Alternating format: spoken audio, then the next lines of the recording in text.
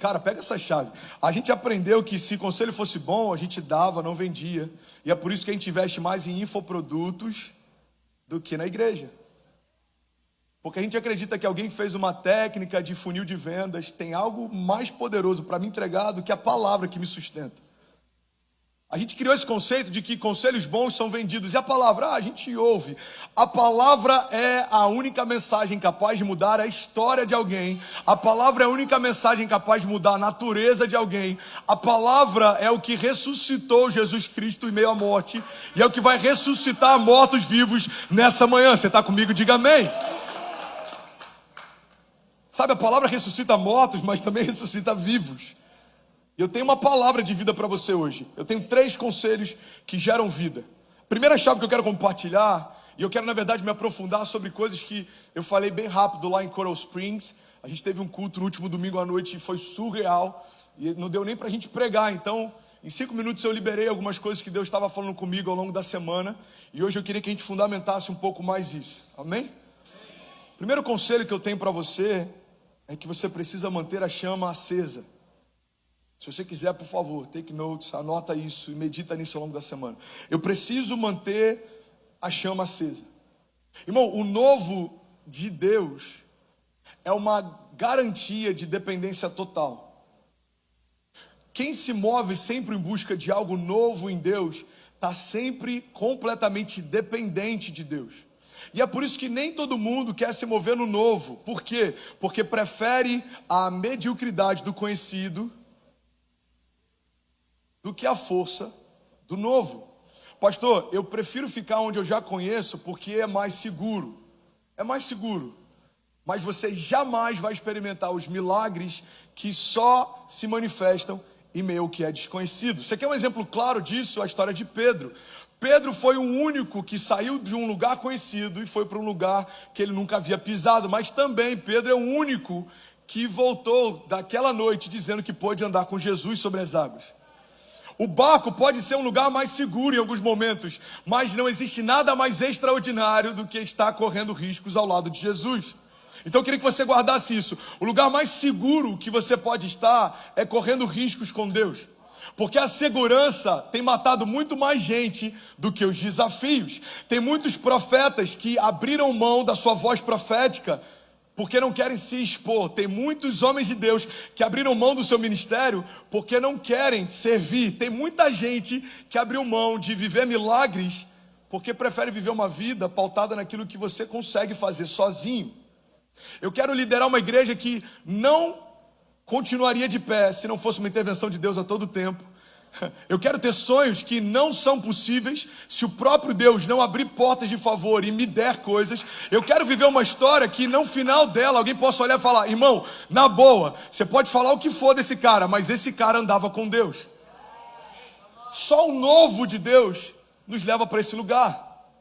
Você quer um exemplo claro, irmão? A Bíblia diz que quando o povo está no meio do deserto e Deus faz com que o pão caísse do céu para que eles fossem alimentados, Deus deu uma direção clara. Ele disse: não armazene para que não se estrague.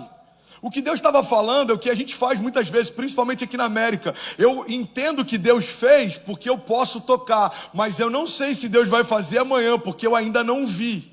Então eu me prendo, eu me agarro àquilo que eu já consigo tocar, mas eu não consigo confiar naquilo que eu ainda não vi. Irmão, isso não é fé. Crer naquilo que é tocável, palpável, não é fé. Isso é óbvio. Então Deus fala: olha, vocês não vão guardar. O que Deus está estabelecendo é uma dinâmica de dependência. Se você crê que Deus que te deu hoje vai te dar amanhã, você não vai armazenar, porque você sabe que amanhã vai ter de novo. Irmão, alguns começaram a armazenar o maná, e a Bíblia diz que o maná, o pão que caía do céu, ele apodrecia se você guardasse de um dia para o outro.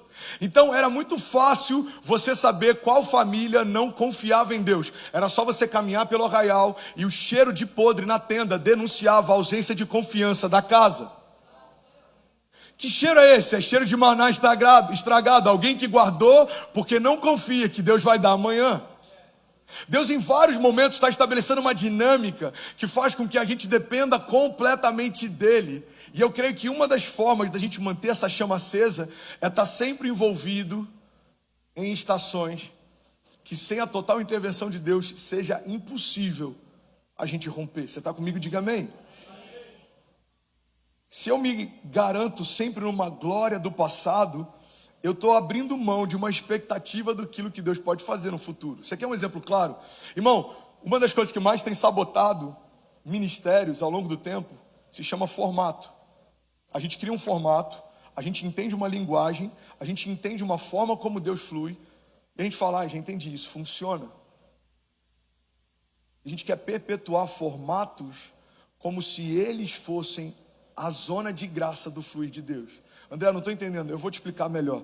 Tem igrejas que fazem há décadas as mesmas coisas, não porque Deus não está fazendo coisas novas, mas porque eles pararam numa janela temporal e acham que Deus só faz do jeito que eles viram Deus fazer.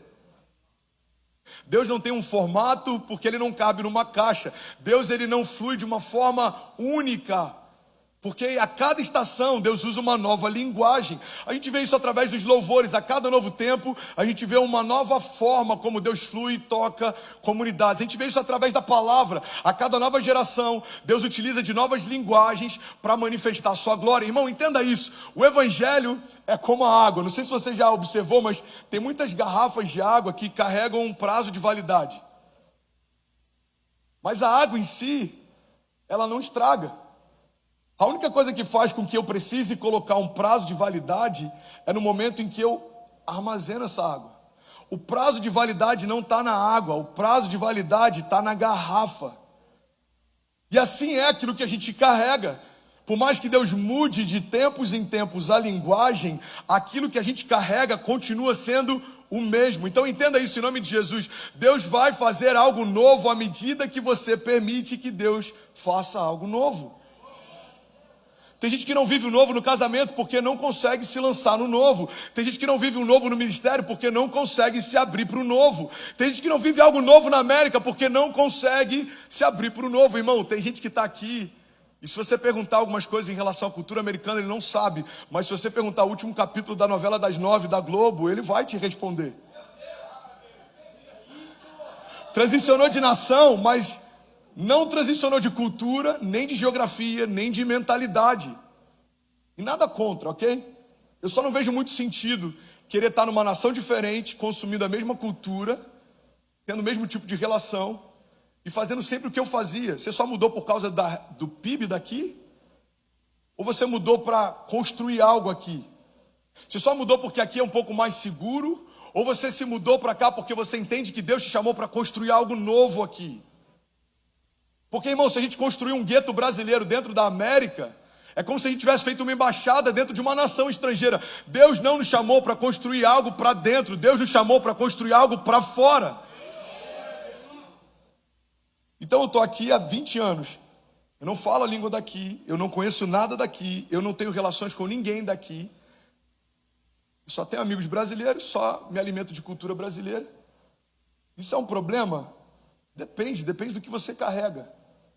Se o que você carrega dentro de um gueto está bom, amém. Mas se o que você carrega pode tocar uma geração, você precisa se mover no novo. Você está comigo? Faz sentido para alguém? Eu lembro de um testemunho que eu li num livro, que eu achei interessante. Um pastor da Califórnia, ele disse que quando ele era jovem, ele chegou em casa e tinha pegado fogo na casa deles. A casa estava toda cheia de fumaça e eles entraram para tentar salvar algumas coisas. E aí quando ele entrou, uma cena marcou ele para sempre. Ele falou que na lareira da casa, no centro da casa, ficavam os troféus do irmão dele. E quando eles chegaram, estava tudo queimado, só tinha metal retorcido. E o irmão dele estava desesperado só por causa dos troféus. E ele chorava copiosamente, ele estava desesperado. E aí a mãe dele, tentando consolar o irmão, falava: fica tranquilo, a gente vai fazer tudo de novo. Fica tranquilo, eu vou mandar fazer troféus novos. E ele diz que aquilo para ele foi um milestone, foi um marco. Aquilo mudou algo na vida dele, porque ele olhou para a cena do irmão e ele teve um insight. Ele falou: se em algum momento da minha história a glória do meu passado fizer mais sentido para mim do que a expectativa do meu futuro, a minha jornada perdeu o propósito.